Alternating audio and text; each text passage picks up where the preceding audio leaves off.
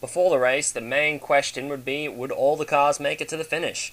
Because there had been some rather large turbo fires, most notably on the 2 Corsas and the 3 Katsivs, and Brian Sendak had a rather nasty off when he spun his car off into the grass, but since it was before pole qualifying, he was allowed to keep his original starting position. Also, none of the SAR cars qualified terribly well. They all appear to be having some severe handling problems, but if we're having a lot of reliability problems today, then this race could not be so bad for those guys. Anyway, I have to get going. Dan, off to you.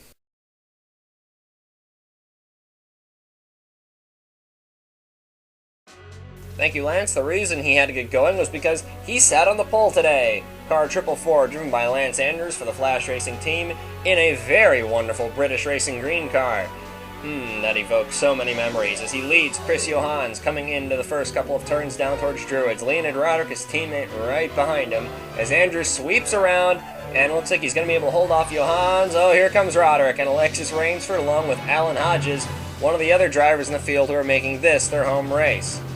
Roderick gets a little wide. Johans looks to be in good shape. However, at the end of lap 1, car 24 would be the first mechanical difficulty of the race. He pulls it into the pits. Zach Duff does likewise in the 28, but that appears to have been a flat tire. There's other things called driver difficulties. Franz Redlich pushes the car a bit wide. Lewis Kingston refuses to give way, and both cars go into the wall, collecting Woody Watts in the 041 Katsiv. All 3 are out. On the end of lap 1, this appeared to be caused by Franz Redlich just not paying too much attention to what's on his left side. Kingston's running his normal line, and Redlich just starts squeezing him over, and they both go into the tire wall and out very early in the race. Tony Durbin in car number 33 started all the way back in 23rd. He's battling now with Lucas Scalora and Leon Keniston. Drew Eisen and his teammate also qualified near him. Speaking of Leon Keniston, he's going to have a rather embarrassing off right here when he throws it off on lap 2 into the wall. Leon Keniston's not been having the greatest of seasons since he took the... Whoa, Carlos Donzello almost spun it out all by himself. Keniston's not been having the best of seasons since he took this car over from Lauren Roth, who was injured in preseason testing. However, he's still performing better than his teammates, but he compounds his errors by, well, the engine exploding on him. Therefore, Keniston would go out of the race very early on as well. It appears that when he hit the wall, it must have damaged the air intake somehow. Chris Johans' car was still in the pit lane, and it would not look like that 24 car would be getting out the rest of the race. Alexis Rainsford, who's gotten a lot of renown for being a road warrior, right behind Roderick. She's giving him a little bump in that 4 car there. Rainsford having a strong run early on. This is a rookie, ADX Racing's Michael Sykes, running for the Independence Trophy. The very patriotic Welsh driver makes him the second Welshman in the field, along with Alan Hodges. He qualified very well and was impressing his home crowd and the TM Master Cup Series establishment. Lucas Scalora is making his debut for the Volpe Racing Team. This is the 4th Volpe, also branded as a 53 sometimes. Scalora failed to qualify for Japan, where he was embarrassingly off the pace, and it looked like Scalora was entered in this race largely to test some Volpe parts. Here's the rest of the field, or the leaders.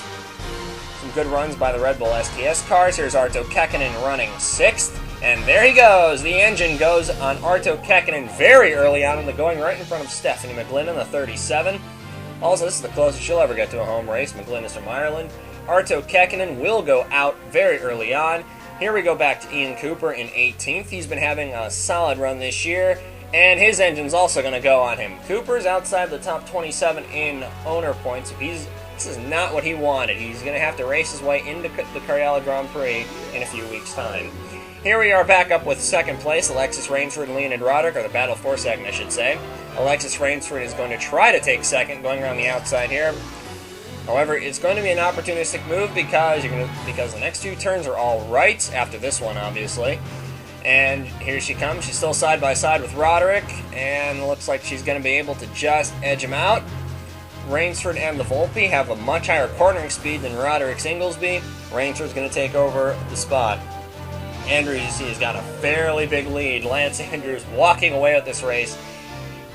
And Andrews has not won in his 21 years of running. Lucas Scalora is not going to have a good day. He's running 23rd. He gets a flat tire, we believe, because he's going to pull off signals to the drivers behind him. Well, most of them anyway. And here we go back with Stuart Sandoval in the Corsa. We mentioned that the Corsas are having some reliability problems, and guess what? They surfaced pretty early in the race as well. Sandoval will go out after, guess what? Turbocharger fire.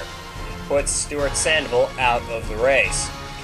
Vladimir Simonov in the 232 is going to run into the back of the 05. Flavio Vespucci and the team listed Sandoval's reason for going out as accident. The officials would have a look at that little incident between the 05 and the 232.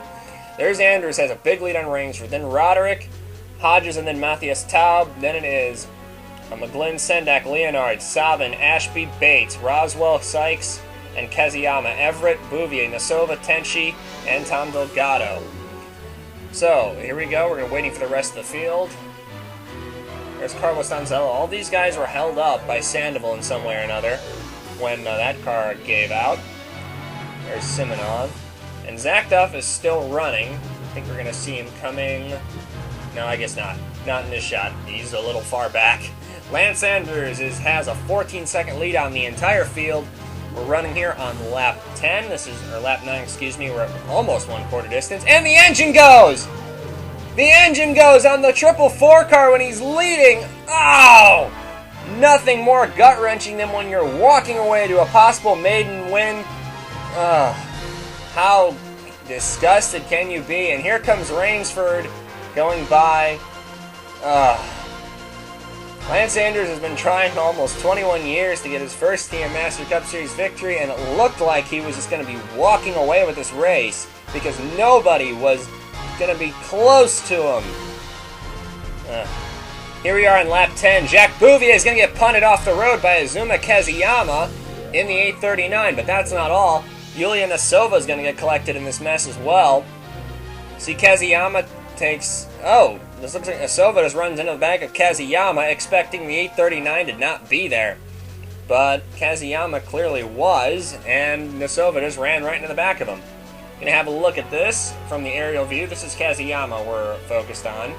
He's running just outside the top 10. It looks like he's got a problem, maybe a flat tire like Scalora had. But then he pulls right over into the path of Bouvier, takes him out. Oh, and then he slides it up, and looks like Nasova was right to expect him not to be there because he just suddenly slid up right in front of Nasova's car. Kazuyama, Nasova, and Bouvier all out of the race. Alexis Rainsford, in the meantime, would take over Lance Andrews' lead. However, Alexis Rainsford has been known to walk away with several races in the past. Here she is approaching lapped traffic of Scott Stoidler and Lucas Scalora. Matthias Tau pits a little early. We believe he might have had a flat tire, or a tire going down at least. Here's Alexis Rainsford navigating two cars that pitted a little early. Scott Stoidler in the 23, Lucas Scalora in the 51. We believe that Matthias Tau may have pitted... That his pit was actually intentional, but we're not sure about that. She gets around Stoidler and Scalora, but that gives Roderick in the 4 some time to catch up. However, you can see Scott Stoidler's not exactly being the most gracious of back markers at the moment. Alan Hodges in the 13 car is going to take a really nice opportunity here, and he's going to get around all of them. This is a pretty nice passing move, probably one of the best we've seen all day, probably all season. Stuck behind 2 lap cars way slower than you. Very opportunistic. Hodges takes second. Great move by Alan Hodges and much appreciated by the local crowd. He's pretty much the closest they have to cheer for since Andrews is out of the race and Sykes is running about 12th. Alexis Rainsford pits on lap 14 from the lead of the race. Alan Hodges takes over that lead after pit stops have cycled out. Stephanie McGlynn currently runs in the 2nd position. Brian Sendak, you see there, has been having some issues in the pits. And he gets around Vladimir Simonov in the 232. Kurt Pliskin goes out on lap 16, but at this point he's 2 laps off the pace after a very slow pit stop after what we think was some problems with one of the jacks on that car. There goes Tony Durbin by him, and Milano Rossini's car blows up. Another turbo fire means both courses are out of the race before half distance. I can't say I'm all that surprised though.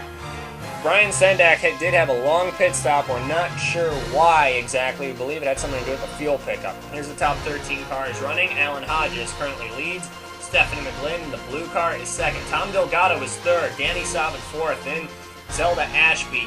Drew Eisens moved up to 6th. And Dale Roswell. Alexis Rainsford is Scott Bates, Michael Sykes, Ethan Everett, Leonid Roderick, and these 3 cars are all a lap down. And where is the 12th car of Matt Taylor? There's Matt Taylor running 13th. Actually, David Krikorian in that pack was running 13th, so Taylor's 14th. And here we are, about a lap later. We can see Lucas Scalora getting in the way of some of the leaders, including his teammate Alexis Rainsford, and Danny Sabin gets in front of him. Tom Delgado has lost a few spots on this run. Lucas Scalora, though, is finally going to call it quits on lap 20. He reported some problems with this car, and then it finally blows up, much to everyone's appreciation. I don't think too many people were happy with Scalora after this, because he has been a bit of an obstacle. Here you can see he continues to be an obstacle holding up Michael Sykes. There goes Ethan Everett around him. See Sykes and Marcus Leonard losing a lot of ground.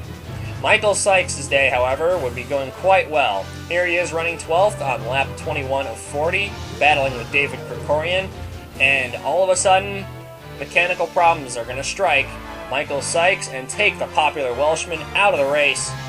A very disappointed Michael Sykes would would exit this race. However, he did make a very good impression on his debut. There is Carlos Donzello in the 22 getting held up a little bit behind him. On lap 22, Alexis Rainsford and Alan Hodges will be significantly faster than the rest of the field. With this track favoring Warren tires, she was almost 2 seconds faster, and especially with those lighter fuel loads, she just rocketed around Stephanie McGlynn in the lapped car of Adrian Devereaux. Here is lap 23. Vladimir Simonov in car 232 blows up, and all 3 Katzes are now out of the race. Simonov, we believe that may have been a small turbo fire in there, but we're not sure about that. They haven't said anything. Alexis Rainsford is a little bit faster than Alan Hodges. She's slowly running him down, and these 2 cars are pulling away from the rest of the field at a very rapid clip. Rainsford and Hodges pulled into the pits on lap 26. Zelda Ashby and Dale Roswell rolled the dice and stayed out a little for a few extra laps. Zelda Ashby staying out longer than the other drivers in the field. Where have we seen this before? Ashby has apparently been the queen of long fuel runs. On lap 31, after that pit cycle, here is the running order. Zelda Ashby's pit call apparently worked. She's way out in the lead. Dale Roswell is second. Yamino Tenchi's a lap down. In third position, you're going to see coming is Alan Hodges. And you're going to have to win. There he is. Here comes Alan Hodges, and Scott Bates is going to be... He was scored in 4th. Now he's in 5th. Rainsford's gotten around Scott Bates. Behind Bates and Rainsford is Stephanie McGlynn. Then Danny Sabin. Then Tom Delgado. David Krikorian. There's Drew Eisenman in 10th. 11th is Roderick. 12th is Everett. Then it is Marcus Leonard. Matt Taylor. Tony Durbin has persevered all the way up to 15th in the running order. Waiting to see if Durbin comes along. I think that's him in the background. Yeah, that's Tony Durbin, and then Carlos Donzello runs in 16th. Donzello just came into the picture. Let's dwell on Scott Bates for a little bit. Bates has been well known as the king of the superspeedway. We don't have too many superspeedways on the TM Master Cup Series calendar this year, but Scott Bates has shown his versatility over the years. He has grown to be quite the road warrior indeed. He won the inaugural race in Russia in the very unique doubleheader. In fact, he convincingly won that race. So Scott Bates' versatility as a driver has become known and respected in the garage. This is the best run we've seen Bates have all season, and this says that he could be a very big threat at Karjala Grand Prix in just a couple of weeks. Now, that's a race that Scott Bates has not had too much luck in. However, Scott Bates has been very eager to turn that luck around. We'll just have to wait and see. He's currently running inside the top 5. A very strong run for the Oklahoma native so far in this race, and so far this season, I might add. I believe he's currently sitting inside the top 10 in the points chase. I'll have to check that after the race, though. Zelda Ashby out in front. They're going to be good on fuel for the rest of the race, however, but they're being caught by about 2 seconds a lap. Ashby and Roswell are the only 2 cars on the track we believe that could actually run the rest of the race distance on fuel. So yes, this is becoming a fuel mileage race. However, the catch is that heavier fuel load is going to slow these 2 cars down a little bit, and Alexis Rainsford and Alan Hodges are catching them very quickly. Remember, this track seems to favor worn tires rather than new tires. Here we are with Dale Roswell, and you might be able to see a little red dot in the background. That's third place, Alan Hodges. Hodges is really beginning to reel in Roswell, who is the oldest driver in the field at 63. He's still showing that he can beat all these young whippersnappers, and he's doing it quite well. Roswell's been competitive all year, but he has not had the results to show it. How we can just begin to see Hodges coming around this turn. There you can see Hodges getting a little closer. Doesn't look like it, obviously. That was an illusion coming off the corner. But he is beginning to reel in Roswell. Alan Hodges and Alexis Rainsford are running not quite nose to tail, but close enough. And these two cars are the fastest two cars on the track at the moment. However, we don't think they'll run the whole race on this tank of fuel. So this could become a very interesting race and a very risky pit gamble by Hodges and Rainsford be pushing as hard as they are. Alexis Rainsford, though, is a little faster than Alan Hodges by about 0.2 of a second.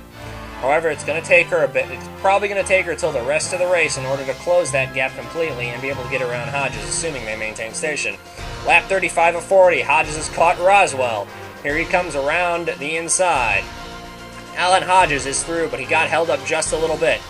Alexis Rainsford isn't going to be quite as lucky. Roswell throws the block. This is for position with a few laps to go. He's got every right to do that. Here we are, Roswell and Rainsford. She's going to have another look. And Roswell's going to slide over to one side a little bit, but you might not have seen this in front of them is Adrian Devereaux, the lapped car. We believe he's been down a cylinder or something all race. Zelda Ashby goes by. He has every opportunity to play matchmaker and help his team boss, Alan Hodges, but he does not do so. Devereaux is going to pull over to the left and give Hodges the inside line, and Devereaux very graciously moves over. However, Alexis Rainsford's going to make use of Adrian Devereaux. She's going to get around Roswell, who's going to get a little caught behind Devereaux, and she's going to shoot around the 17 car. Very opportunistic by Alexis Rainsford. Zelda Ashby on lap 38 got Alan Hodges breathing down her neck. Figuratively, not literally. That'd be a little weird. Alan Hodges is going to begin to close the gap, and here we come down into Druids, just less than 3 laps to go. Hodges is going to make the move. Ashby trying to hold on to first. Hodges is on the inside. Coming down in... Oh, Hodges looks like he's through. And Hodges is through. Alan Hodges sweeps into the lead of the race. Into the lead of the round of Great Britain with just a few laps to go. Ashby is trying to fight back in that 55 car. She's putting up an excellent fight, but she's just costing time to Alexis Rainsford, who is right there behind him. Now, Rainsford is going to have a go at Zelda Ashby. Remember, we don't think that the 27 and 13 cars can make the whole distance on fuel. We may be wrong. Rainsford's going to have a go on the 55. She's being held up by the 55 quite significantly. Oh, Rainsford's may not be too happy about that. She's faster than Ashby, but Ashby's got every right to hold her up. This is for second place in a Team Master Cup Series event. Rainsford has a move, has a look going down the front straightaway, and coming down towards Druid. She sweeps into the lead, or rather into second place, well, in front of Ashby at least, and becomes the leading lady of the race. Oh, there, she's leading something. Here's another move, another shot rather, of Rainsford completing the move on Ashby through the left-hand turn there, chasing down Alan Hodges. She's only got a few laps to do it. Now Alan Hodges coming by the pits on the last lap. Well, rather coming to take the white flag. He doesn't dive in. Neither does Rainsford. They are both going to roll the dice and hope that they can make it around the whole lap. Alan Hodges has not really been held up by lap traffic at all. Rainsford has been held up a little bit by Ashby and Roswell.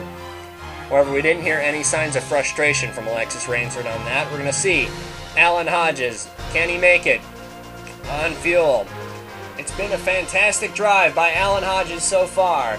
All he needs to do is just hope that the car will last the whole rest of the way home. Hodges' car and Alexis Rainsford's car are running faster than they have all day. There's Yumino Tenchi right in front of them. Tenchi's a lapped car. We're going to see if Tenchi in the 831 might play a part in this race. But Tenchi might accidentally play matchmaker. They make the turn for home now. Alan Hodges is going to make it the whole way. Alan Hodges wins the round of Great Britain for 2010. He and Alexis Rainsford gambled on a risky fuel strategy, but Alexis Rainsford set fastest lap of the race, over half a second faster than the 13 car, who set the second fastest lap of the race, also on the very last lap. I believe that half a second was lost, getting stuck behind Yumino Tenchi there. Of course, Hodges and Rainsford 1-2. Zelda Ashby finishes in 3rd. Dale Roswell a strong 4th for the 1989 Master Cup Series champion. Stephanie McGlynn, Scott Bates, Tom Delgado, a fantastic run for Delgado. This is the 2nd race in a row where he's been comprehensively beating his teammates. Or rather, he's rather comprehensively beaten his teammates. There, I said it right finally. Marcus Leonard for Power Steering Incorporated continues his strong run this season. Drew Eisenman salvages a 9th place, and Leonid Roderick winds up in 10th, the only one of the Flash Racing Inglesbys to finish in the top 10, or rather to finish the race, period. Maybe skipping final practice yesterday was a good idea. And here are the points leaving Brands Hatch. Tony Durbin finished 14th. He holds on to the points lead, and he gained a lot on most of his other points competitors, seeing as there were so many mechanical DNFs. Drew Eisenman sits 2nd in points. He gained 11 points on his teammate. Alexis Rainsford sits 3rd. Alan Hodges jumps to 4th. Zelda Ashby up to 5th. Arto Kekkonen in 6th. Adrian Devereaux down to 7th. Marcus Leonard continues a strong run in 8th. He's tied with Scott Bates in the 88 for the Team EFR guys. And Chris Johans drops down to 10th. After, basically not turning a lap, Chris Johans didn't really have the best of weeks here in Brands Hatch, but still a very strong run so far this year for the former Arla champion, and arguably the best season he's ever had in this series. And here's 11 through 20, Scott Stoidler. He didn't have a very good day, and he lost points to Tony Durbin this week. Ethan Everett jumps up to 12th. Matt Taylor 13th. Leonid Roderick up to 14th. We haven't seen Roderick in the top 10 in the points this season. This is the latest in a season that Roderick has been out of the top 10 in the points.